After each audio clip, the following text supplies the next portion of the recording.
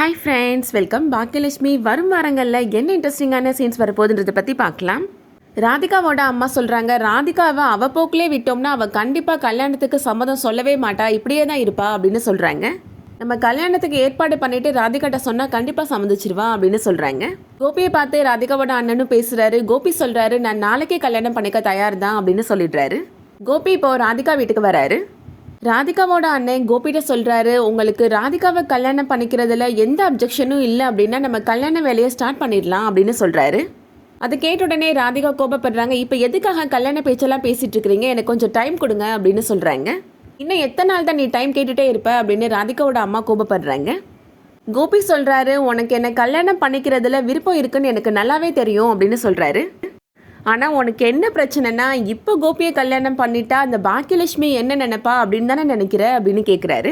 இது போக மற்ற எல்லாருமே பேசுனது உண்மையாயிருமோ அப்படின்னு தான் நினைக்கிறேன், மற்றபடி உனக்கு என்னை கல்யாணம் பண்ணிக்கிறதுல விருப்பம் தான் அப்படின்னு சொல்கிறாரு.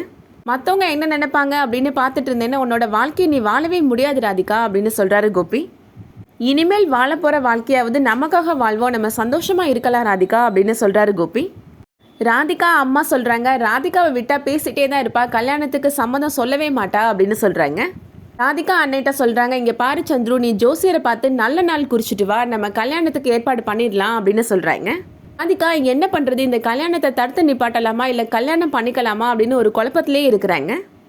கோபி ராதிகாவை ஒருவேளை கல்யாணம் பண்ணாலும் பாக்கியா கோபியை கவனிச்சுக்கிட்ட அளவுக்கு ராதிகாவால் கவனிக்க முடியாது.